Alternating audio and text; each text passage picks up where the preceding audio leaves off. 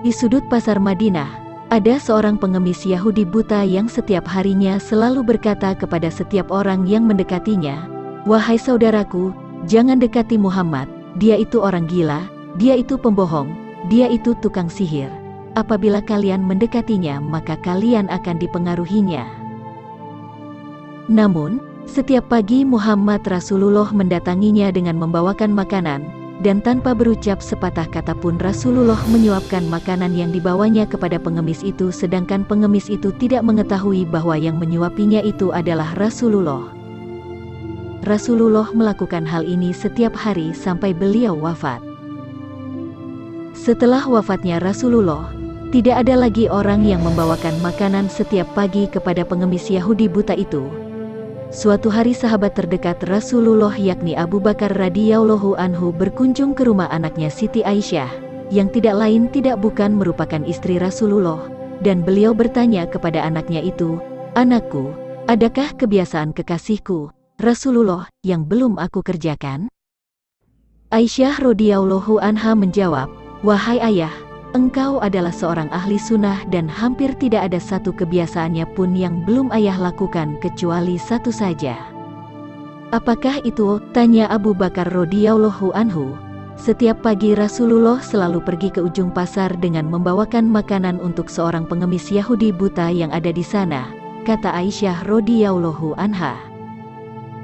Keesokan harinya Abu Bakar pergi ke pasar dengan membawa makanan untuk diberikan kepada pengemis itu. Abu Bakar mendatangi pengemis itu lalu memberikan makanan itu kepadanya. Ketika Abu Bakar mulai menyuapinya, si pengemis marah sambil menghardik, "Siapakah kamu?" Abu Bakar menjawab, "Aku orang yang biasa mendatangi engkau." "Bukan, engkau bukan orang yang biasa mendatangiku," bantah si pengemis buta itu. "Apabila ia datang kepadaku tidak susah tangan ini memegang dan tidak susah mulut ini mengunyah. Orang yang biasa mendatangiku itu selalu menyuapiku, tapi terlebih dahulu dihaluskannya makanan tersebut, setelah itu ia berikan padaku." Pengemis itu melanjutkan perkataannya. Abu Bakar tidak dapat menahan air matanya. Ia menangis sambil berkata kepada pengemis itu, "Aku memang bukan orang yang biasa datang padamu. Aku adalah salah seorang dari sahabatnya. Orang yang mulia itu telah tiada. Ia adalah Muhammad Rasulullah." Seketika itu juga pengemis itu pun menangis mendengar penjelasan Abu Bakar, dan kemudian berkata, "Benarkah demikian? Selama ini aku selalu menghinanya, memfitnahnya. Ia tidak pernah memarahiku sedikit pun. Ia mendatangiku dengan membawa makanan setiap pagi. Ia begitu mulia." Pengemis Yahudi buta tersebut akhirnya bersyahadat di hadapan Abu Bakar saat itu juga, dan sejak hari itu menjadi Muslim.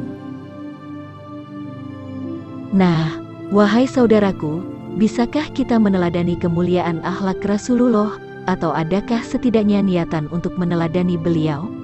Beliau adalah ahsanul akhlak, semulia-mulia akhlak.